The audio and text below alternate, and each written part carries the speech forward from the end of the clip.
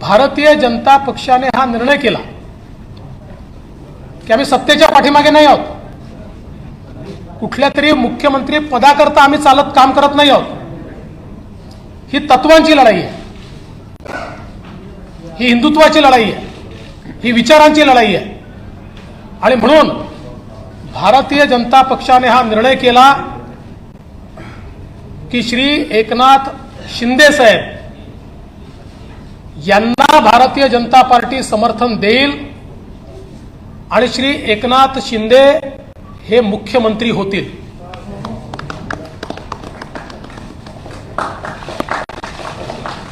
त्यामुळे आज 7:30 वाजता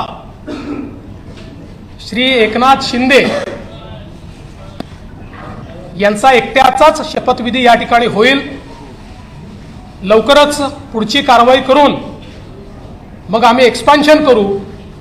या एक्सपान्शन मध्ये शिवसेनेचे शिंदे साहेबांसोबत असलेले अपक्षांमधले आणि भारतीय जनता पक्षाचे असे सगळे लोक या एक्सपान्शन मध्ये या मंत्रिमंडळात येतील. मी स्वतः बाहेर असेन, पण पूर्णपणे या ठिकाणी हे सरकार योग्य प्रकारे चाललं पाहिजे ही जबाबदारी माझी देखील असेल आणि त्याकरता पूर्ण साथ आणि समर्थन या सरकारला मी देणार. आणि मला अतिशय आनंद आहे की पुन्हा एकदा हिंदुत्ववादी विचारांचं हिंदू हृदय सम्राट बाळासाहेब ठाकरे यांनी मांडलेलं हिंदुत्व, भारतीय जनता पार्टी सातत्याने जे हिंदुत्व आणि राष्ट्रीयत्व मांडताय, आणि सगळ्यात महत्त्वाचं माननीय पंतप्रधान नरेंद्र मोदीजी यांनी जे विजन दाखवलंय ते विजन पुढे नेणारं. कारण आपण बघितलं 5 वर्षाच्या आमच्या कार्यकाळामध्ये ज्या वेगाने महाराष्ट्राचा विकास झाला तो वेग गेल्या 2.5 वर्षात पूर्णपणे संपलेला आहे. आणि मला विश्वास आहे की एकनाथ शिंदे साहेबांच्या नेतृत्वात मेट्रो असेल, वेगवेगळे प्रोजेक्ट्स असतील, किंवा ओबीसीच्या आरक्षणाचा प्रश्न असेल, इम्पेरिकल डेटा पूर्ण करून माननीय सर्वोच्च न्यायालयामध्ये जाऊन ओबीसीला पुन्हा आरक्षण बहाल करणे हा विषय असेल, किंवा इतर सगळे विषय, मी आता सगळे विषय मांडत नाही, मराठा आरक्षणापासून तर सगळे विषय हे निश्चितपणे एका निश्चित टप्प्यावर जातील. प्रत्येक समाजाला आणि विशेषतः दुर्बल घटकाला न्याय देण्याचा प्रयत्न हे सरकार करेल असा मला विश्वास आहे. आणि म्हणून मी आमच्या सगळ्यांच्या वतीनं श्री एकनाथ शिंदे साहेब यांचं अतिशय मनापासून अभिनंदन करतो आणि त्यांचे आभार मानतो. आज मुझे पता है हमारा ऑटोमेटिक होता है हमारा, हाँ पूरा इनके भैया ऑटो मोड है. वैसे खबर तो चली गई मराठी में अभी खबर गई लेकिन गहराई लाओ. जी जी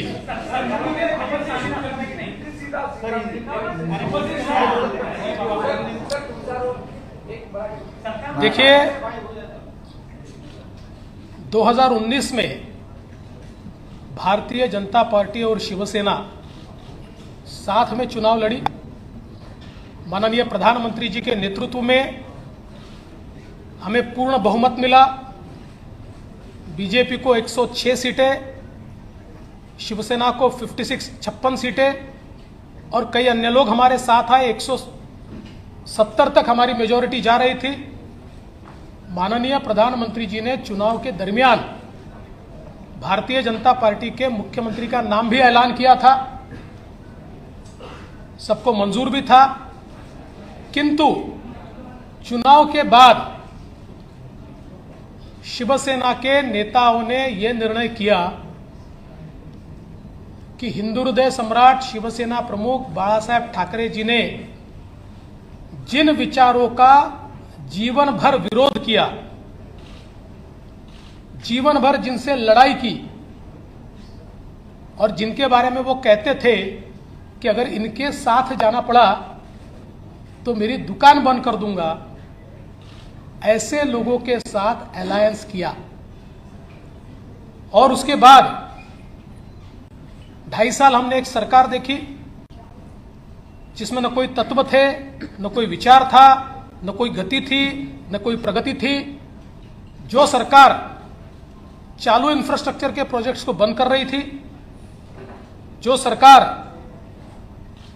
लगातार भ्रष्टाचार के आरोपों से लिप्त थी, जिस सरकार के 2 मंत्री मनी लॉन्ड्रिंग में जेल में गए, दाऊद के साथ रिश्ते, इसका आरोप मंत्री पर लगा, बावजूद उसके जेल में जाने के बाद भी उनको मंत्रिमंडल से हटाया नहीं गया। तो एक प्रकार से पथभ्रष्ट ऐसी सरकार भारतीय जनता पार्टी ने, जिसको लगातार विरोध किया, ऐसी सरकार शिवसेना के माननीय उद्धव जी के नेतृत्व में कांग्रेस एनसीपी की सरकार चली। और इस सरकार के चलते शिवसेना के विधायकों में बड़ा रोष था। उनको लगता था वापस वोट मांगने जाना है, और आज तक जो बातें कही उसके विरोध में काम हो रहा है। जिनके खिलाफ जिंदगी भर लड़े, उनके साथ बैठे हैं, वोट कैसे मांगेंगे।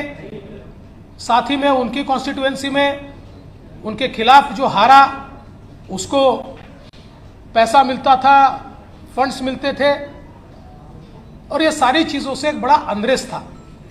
और उसके चलते श्री एकनाथ शिंदे जी के नेतृत्व में शिवसेना के विधायकों ने एक ही मांग की कि कांग्रेस एनसीपी के साथ हम नहीं रह सकते और ये गठबंधन तोड़ा जाए। किंतु उनकी मांग मंजूर नहीं हुई। माननीय उद्धव जी ने हिंदुत्व छोड़ दिया, विचारों को छोड़ दिया, और अपने विधायकों से ज्यादा कांग्रेस और एनसीपी की बात दिल को लगाकर रखी और उन्हें ही महत्व दिया। इसके चलते इन विधायकों ने अपनी आवाज बुलंद की। मैं इसको बगावत नहीं कहूंगा, ये आवाज बुलंद की, और आवाज बुलंद करके इन विधायकों ने ये कहा कि आप बाहर निकलिए, नहीं तो हम इनके साथ नहीं रहेंगे। और ऐसे समय जब सरकार के पास बहुमत नहीं रहा और मुख्यमंत्री जी ने इस्तीफा दिया, तो हम ये लगातार पिछले 2.5 साल में कहते थे कि अंतर विरोध से भरी हुई सरकार है, ऐसी सरकारें चलती नहीं है, और यह सरकार जब गिरेगी तो एक अल्टरनेट गवर्नमेंट हम देंगे। हम महाराष्ट्र पर चुनाव नहीं ला देंगे। इसलिए एकनाथ शिंदे जी के साथ शिवसेना जो है, शिवसेना के नेता के रूप में आज उन्होंने मुख्यमंत्री पद के लिए अपना क्लेम माननीय राज्यपाल जी को दिया। भारतीय जनता पार्टी के हमारे गुट ने उनको पूरा समर्थन दिया। हमारे 106 और उसके साथ साथ उनके साथ और हमारे साथ जो इंडिपेंडेंट्स और छोटी पार्टियां हैं, इन सभी के समर्थन का पत्र आज हमने सौंपा है, और गवर्नर साहब ने श्री एकनाथ शिंदे जी को 7:30 बजे शपथ के लिए न्योता दिया है। आज केवल एक ही शपथ होगी श्री एकनाथ शिंदे जी की, और फिर हम लोग सारी कार्रवाई करके उसका एक्सपांशन करेंगे। एक्सपांशन के समय शिवसेना के जो विधायक उनके साथ है, कुछ इंडिपेंडेंट्स है, हमारे 106 विधायक हैं, इनमें से जो ज्येष्ठ वरिष्ठ लोग हैं, जो हमारी पार्टी तय करेगी या उनकी पार्टी तय करेगी, ऐसे लोगों को मौका दिया जाएगा और मंत्रिमंडल का एक्सपांशन किया जाएगा। मैं इस सरकार को पूरे तरीके से सहयोग करूंगा। मैं सरकार के बाहर रहूंगा और इस सरकार को सफल बनाने हेतु जो जो चीज करना आवश्यक है, ऐसी सारी चीजें हम मिलकर करेंगे। मेरा विश्वास है आदरणीय प्रधानमंत्री मोदी जी ने जो विकास का एक नया पर्व शुरू किया है, उस विकास के पर्व को 2.5 साल का जो ब्रेक लगा था, वो ब्रेक निकलेगा और फिर से महाराष्ट्र की प्रगति की एक्सप्रेस ये तेजी के साथ भागेगी। और उसके लिए मैं श्री एकनाथ शिंदे जी को बहुत बहुत बधाई देता हूं।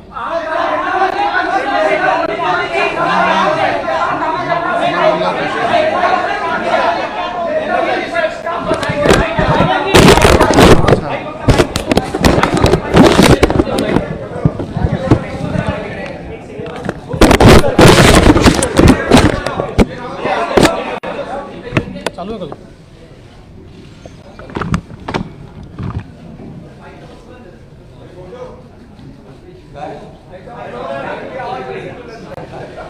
अरे बरेच दिवस बाहेर आहेत आपलं.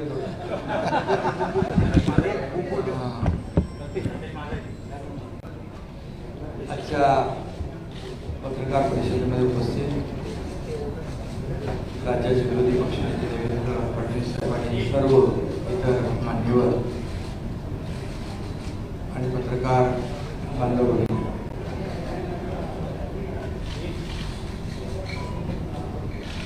मी खऱ्या अर्थाने आज आम्ही जो निर्णय घेतला त्या बाबतीमध्ये आपल्या सगळ्यांना माहिती आहे. मी वारंवार आपल्याशी बोललेलो आहे की बाळासाहेबांचं हिंदुत्व, त्यांची भूमिका आणि जे आमदार आहेत त्यांच्या मतदारसंघातील विकास कामं आणि राज्याचा विकास हा अजेंडा घेऊन आम्ही पुढे निघालेलो आहोत. आणि शिवसेना पक्ष म्हणून जे काही कायदेशीर प्रक्रिया जी आहे, नियम आहे, 2/3 मेजॉरिटी आहे, त्यापेक्षा जास्तीचे आमदार आणि सहयोगी आणि अपक्ष आमदार असे जवळपास 50 आमदार आज आम्ही एकत्र आहोत. गेले काही दिवस एकत्र आहोत. एक वैचारिक भूमिका, एक राज्याचा विकास आणि जे काही 2.5 वर्षापूर्वी घडलं ते आपल्या सगळ्यांना माहीत आहे. फडणवीस साहेबांनी त्या बाबतीमध्ये भाष्य केलेलं आहे.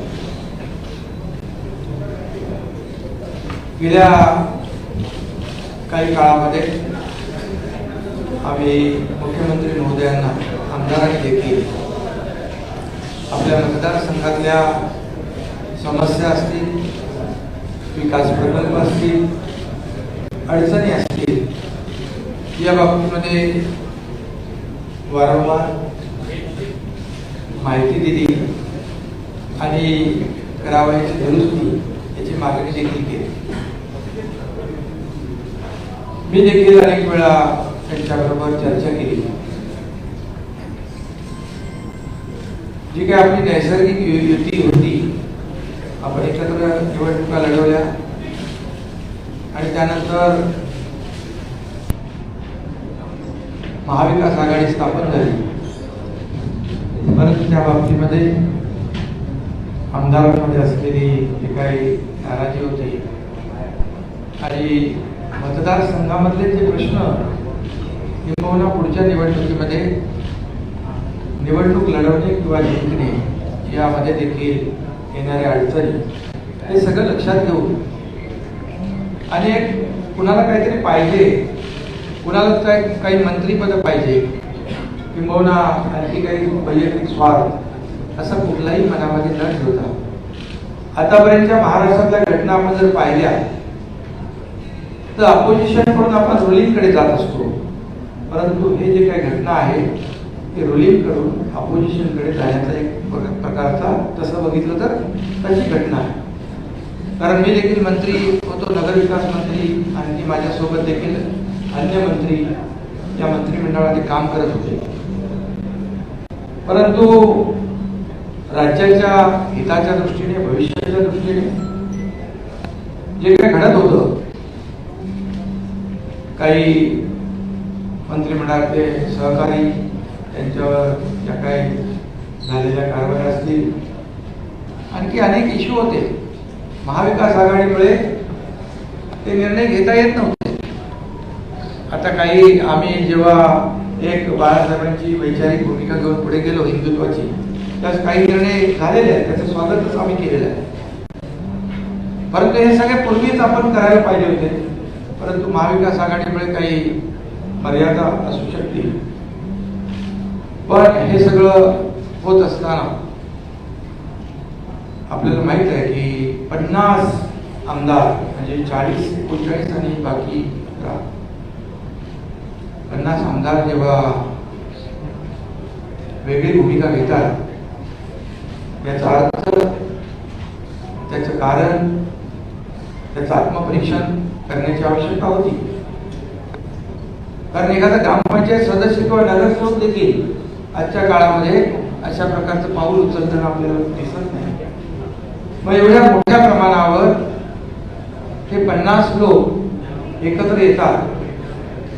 आणि मला तर काय, मी नगरविकास मंत्री होतो, मला ज्या काही अडचणी होत्या त्या बाजूला राहू द्या, परंतु हे जे आमदार आहेत त्यांच्या मतदारसंघातले जे प्रश्न, इश्यू, समस्या, ह्या सगळ्या त्यांनी मला सांगितल्यानंतर, आणि त्यांनी मला सांगितलं की आपल्याला आपण 3, 4, 5 वेळा प्रयत्न केला, परंतु दुर्दैवाने त्याच्यामध्ये यश मिळालं नाही. आणि म्हणून हा निर्णय घ्यावा लागला, आणि तो निर्णय आम्ही घेतला. राज्याच्या हितासाठी, महाराष्ट्रातल्या जनतेच्या मनामध्ये असलेल्या अपेक्षा, आणि म्हणून आज त्या निर्णयाबरोबर देवेंद्र फडणवीस साहेबांनी जो निर्णय घेतला, आज भारतीय जनता पक्षाकडे जवळपास 106 आणि इतर अपक्ष जवळपास 120चा आकडा, संख्याबळ त्यांच्याकडे आहे. असं असताना देखील खरं म्हणजे मुख्यमंत्री पद तेही घेऊ शकले असते संख्याबळानुसार, परंतु त्यांनी मनाचा मोठेपणा दाखवून बाळासाहेबांच्या शिवसैनिकाला या ठिकाणी पाठिंबा दिला. त्याबद्दल त्यांना मनापासून मी, त्यांनी जे मोठं मन दाखवलं त्याबद्दल मी आदरणीय पंतप्रधान महोदय मोदी साहेब असतील, त्याचबरोबर गृहमंत्री अमितजी शहा साहेब आहेत, देवेंद्रजी आहेत, आणि त्यांचे सर्व सहकारी इकडे बसलेले आहेत, त्यांचं मनापासून मी खऱ्या अर्थाने आभार मानतो, त्यांना मनापासून धन्यवाद देतो. ही एक ऐतिहासिक घटना आहे. हे कुणाला जर काहीतरी पद पाहिजे, मंत्रीपद पाहिजे, मुख्यमंत्री पद पाहिजे असं काहीच नाही. मी देखील कुठलीच अपेक्षा केली नव्हती, परंतु जे काय घडलेलं आहे हे वास्तव आपल्या समोर आहे. जी काय अपेक्षा या राज्यातल्या जनतेची आहे, ती अपेक्षा पूर्ण करण्यासाठी दिवस रात्र आम्ही सगळेजण मिळून एक करू, आणि राज्याला विकासाकडे नेण्याचं काम नक्की केलं जाईल. देवेंद्रजी आमच्या पाठीशी आहेत, पण ते म्हणजे एवढा मोठ्या मनाचा माणूस आपण पाहू शकत नाही, मिळणार नाही. ते मंत्रिमंडळात नसले तरी सुद्धा ते त्यांनी सांगितलंय की या राज्याच्या विकासासाठी ते आमच्या सगळ्यांच्या सोबत आहेत. हा त्यांचा मनाचा मोठेपणा आहे. आणि आजकालच्या राजकारणामध्ये काय मिळेल हे आपण प्रत्येकजण पाहत असतो, परंतु मिळत असताना, घेऊ शकत असताना ते दुसऱ्याला देण्याची जी काही या ठिकाणी उदारता दाखवली आहे, अशी उदाहरणं फार आजकालच्या त्याच्यामध्ये दुर्मिळ आहे. एवढंच मी या प्रसंगी सांगतो. बाकी मी पुन्हा एकदा मनापासून सगळ्यांना धन्यवाद देतो. माझ्याबरोबर जे 39 शिवसेनेचे आणि 11 असे 50 जे आमदार आहेत ते देखील त्याच्यामध्ये काही मंत्री आहेत आणि आपापल्या मतदार क्षेत्रामध्ये ते देखील ताकदवान आमदार आहेत. असं असताना एकीकडे सत्ता अपक्ष, एकीकडे खूप मोठे मोठे नेते आणि दुसरीकडे एकनाथ शिंदे सारखा एक छोटा कार्यकर्ता याच्यावर विश्वास ठेवणं आजकालच्या काळामध्ये फार कठीण आहे.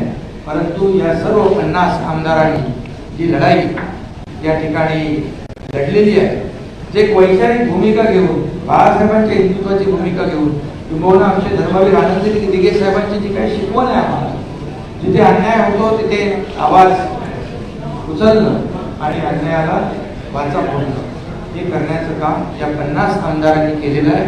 त्यामध्ये माझे काही सहकारी मंत्री आहेत, त्यांना मी खऱ्या अर्थाने मनापासून धन्यवाद देतो.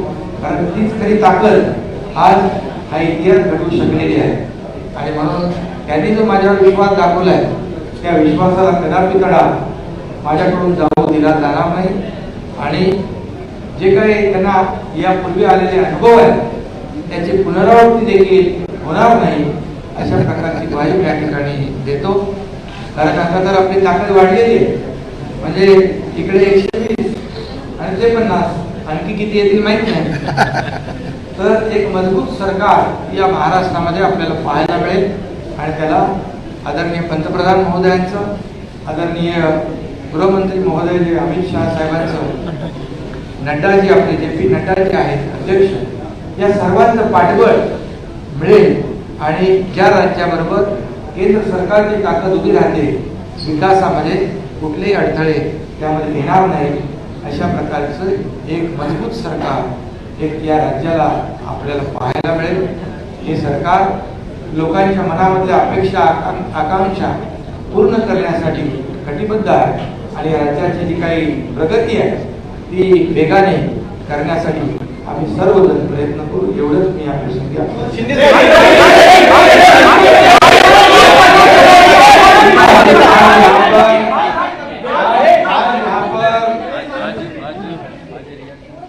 आज यहाँ पर मैं सभी लोगों का तहे दिल से स्वागत करता हूँ. देवेंद्र जी फडणवीस साहब यहाँ आए, उनके सभी सहयोगी हैं, उनको भी मैं धन्यवाद देता हूँ. और आप सभी लोगों का मैं स्वागत करता हूँ. शिवसेना के 40 विधायक और इंडिपेंडेंट जो है ऐसे कुल मिलाकर 50 विधायक जो है वो आज हम लोग सब एक साथ हैं. आप सब लोग जानते हो पिछले कई दिनों से हम लोग आपसे भी बातचीत कर रहे लगातार. हम लोगों ने हमारे शिवसेना प्रमुख बाला साहेब ठाकरे जी की हिंदुत्व की जो भूमिका है, उनके जो विचार है, हमारे धर्मवीर आनंद दिघे साहब ने जो हमें सीख दी है, ये इसको आगे हम लोग बढ़ाने की कोशिश कर रहे हैं. हमें कोई स्वार्थ नहीं है, हमें कुछ पद की लालसा नहीं. मैंने तो पहले जाहिर किया था मैं ऐसा जो कर रहा हूँ ये मुझे किसी चीज की वह आवश्यकता भी नहीं है. लेकिन जब लोग अभी तक की कई घटनाएं आप लोगों ने देखी है कि अपोजिशन में से रूलिंग की तरफ लोग जाते हैं, लेकिन हम लोग रूलिंग में थे, रूलिंग पार्टी में थे, सत्ता पक्ष में थे. मैं भी नगर विकास मंत्री, मेरे साथ कई मंत्री और कई विधायक जो 50 की संख्या में है. ये सब 50 लोगों ने एक वैचारिक भूमिका लेकर इस राज्य के हित की बात, इस राज्य के विकास की बात और जो उनके चुनाव क्षेत्र में दिन प्रतिदिन जो समस्याएं खड़ी हो रही है, कल चुनाव में जीतने का जितना मुश्किल हो जाएगा, ये ध्यान में रखते हुए जो महाविकास आघाड़ी सरकार में जो अन्य पक्ष है, मैं किसी के ऊपर आज टिप्पणी नहीं करूँगा, लेकिन अन्य पक्षों के माध्यम से उनके चुनाव क्षेत्र में जो कठिनाई पैदा हो रही है, उनको जो प्रॉब्लम खड़ी हो रहे हैं, और भविष्य में उनका जो मतदाता है जिन्होंने उनको चुन के दिया है उनके लिए वो कुछ कर नहीं पाए तो चुनाव कैसे लड़े, उनको कैसे फेस करे, ऐसी दुविधा में वो सब पड़े थे। और उन्होंने मुझे कहा कि हम लोग ने बार बार कोशिश की कि इसके साथ ये इसमें करेक्शन हो जाए।